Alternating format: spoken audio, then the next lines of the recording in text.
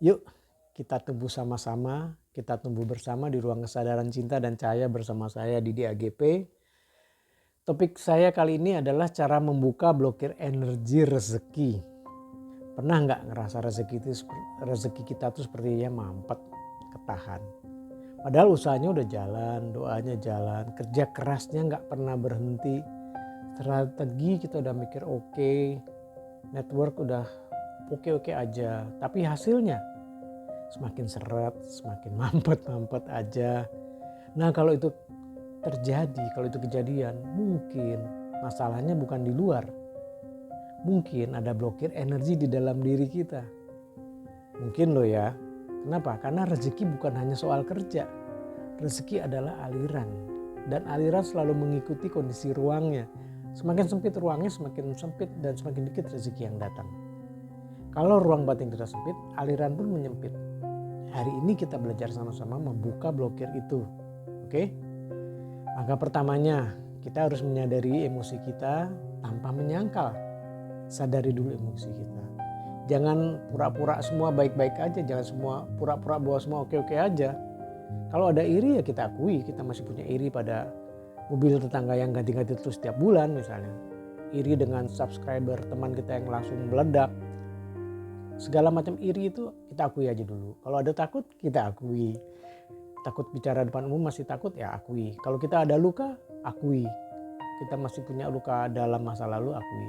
Nah energi negatif vibrasi rendah yang diakui justru akan melemah. Energi negatif yang kita tutupi akan mengendap dan menguat. Tarik nafas pelan dulu ya.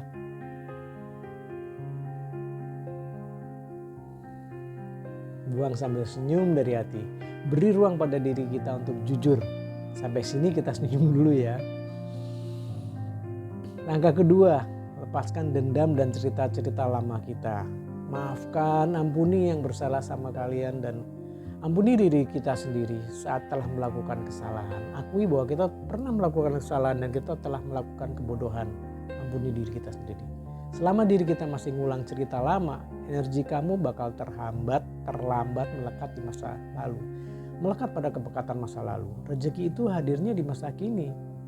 Kalau perhatian kita masih sibuk pada siapa yang menyakiti, siapa yang melukai kita tidak punya ruang lagi untuk menangkap peluang yang datangnya hari ini. Peluang itu bisa terbuka lebar, pintunya terbuka lebar tapi kita bisa nggak lihat. Melepas bukan berarti membenarkan, bukan berarti mereka benar. Melepas berarti membebaskan diri kita. Memaafkan bukan berarti kita kalah loh ya.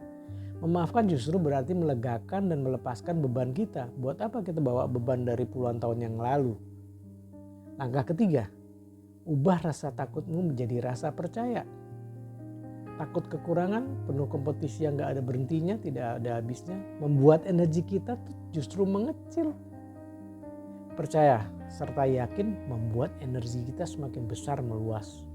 Ada sebuah kebiasaan banyak orang menempatkan barang-barang yang diinginkan di keranjang online shop, barang yang diinginkan. Ada yang beranggapan bahwa itu adalah sebuah motivasi. Itu bisa jadi afirmasi katanya. Itu malah bisa jadi rasa kekurangan kalau menurutku. Jika ternyata itu adalah sebuah keinginan bukan sesuatu yang benar-benar dibutuhkan. Itu justru akan menyempitkan rasa kekurangan. Yang ada rasa kekurangan. Maksimalkan dulu dan syukuri dulu apa yang sudah kita miliki. Apakah itu barang-barang pendukung pekerjaan kita. Ya. Percaya bukan berarti pasrah tanpa usaha loh. Percaya berarti yakin bahwa hidup tuh gak pernah kekurangan kemungkinan. Rezeki sering datang lewat jalur yang gak kita sangka, yang gak kita duga. Dengan orang yang kita gak sangka dia mendatangkan rezeki buat kita. Ya, kalau pikiran terlalu kaku, kita gak bakalan melihat pintu yang sebenarnya sudah terbuka dengan lebar. Kita harus luas, harus fleksibel. Pola pikir kita harus berubah, pola rasa kita berubah. Nah yang keempat nih, latih rasa syukur kita yang aktif. Bukan hanya mengucap syukur hanya bersyukur itu bukan di bibir, termasuk di hati, pikiran. Dan maksimalkan apa yang sudah ada. Seperti yang tadi saya sudah katakan. Punya skill kecil, ya asah. Punya relasi baik, jaga dan tetap berhubungan. Punya waktu, ya gunakan sebaik mungkin. Upgrade diri.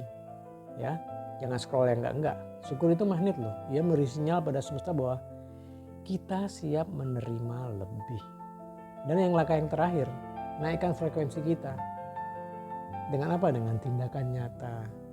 Energi itu nggak pernah berubah hanya dengan berpikir, berdoa, dan sekedar meditasi. Apalagi dengan guru meditasi yang tidak tepat ya, guru meditasi yang salah. Ia berubah dengan aksi dan tindakan kreatif.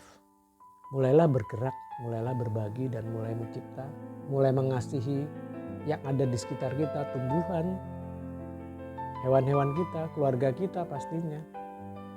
Rezeki itu senang pada energi yang hidup, yang bergerak, yang aktif, dan energi suka pada hal yang disegerakan, bukan yang ditunda.